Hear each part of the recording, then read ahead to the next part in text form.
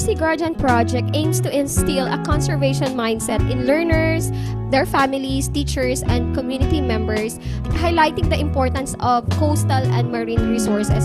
So it's actually an education and awareness program implemented by Haribon Foundation, and this is funded by Life Bank Foundation. 10 months ago, that when Ma'am Rachel and Ma'am Amor oriented us in our office about this program and the effects of this program, the Junior Sea Guardians Project, was monumental to our school. Napakaganda yung project kasi hindi lang para sa akin, kundi especially dun sa mga young generation na meron kami. Kasi habang bata pa sila, natuturuan at natitrain sila kung paano alagaan yung coastal at yung mangrove namin. Especially na yung aming school, yung aming community, napapaikutan siya ng mangrove at coastal. So we are using these books in Tropical Seas by J. MacLean. And it has a version na Filipino, yung sa tropical na karagatan. These are given freely sa mga bata. Salamat po sa Haribon sa pagtudlo sa aman, tudlo kita kami tunan, tudlo kita kami experience.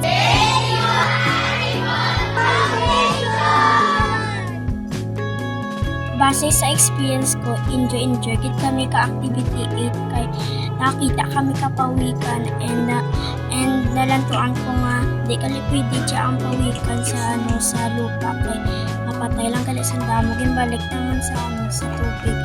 Dapat wala sa nagkatablog ka mga basura, kailangan kinatablog nanda sa tama mga basura ko.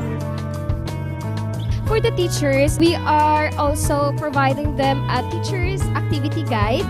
So, parang ito yung nagsisilbing lesson plan nila on how to integrate the activities of Junior Sea Guardian.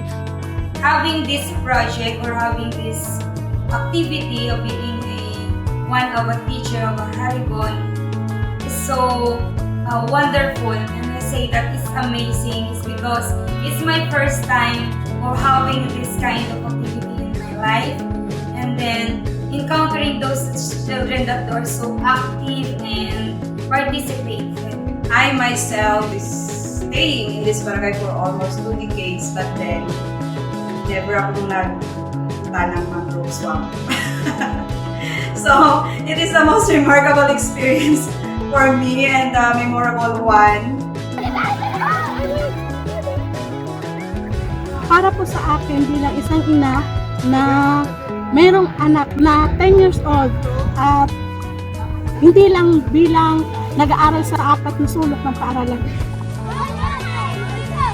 kundi para po sa akin nakakatulong po ang aktibidad na ito para po sila ay matuto ng outdoors activity po. Kaya masaya po ako na isa po siya sa napili bilang isang mag-aaral dito po sa Haribon Foundation.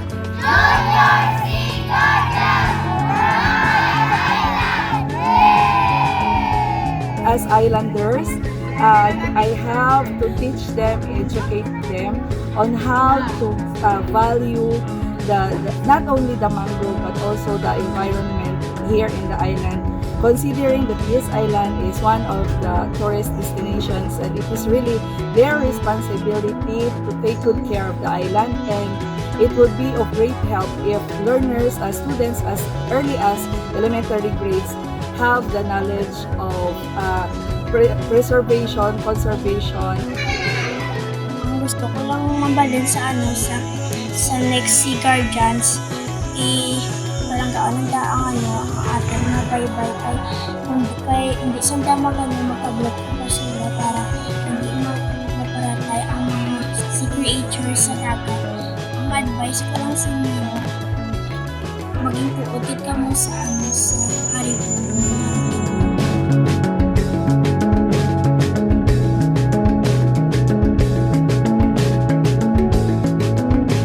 We are implementing this in 8 schools across the country.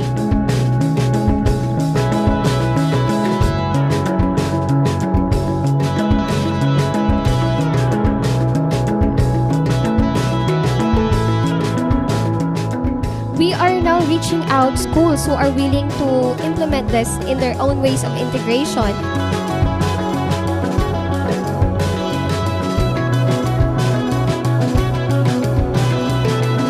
This is a movement, and we just started. We came with a community of practice. We reached out to many schools all over the country.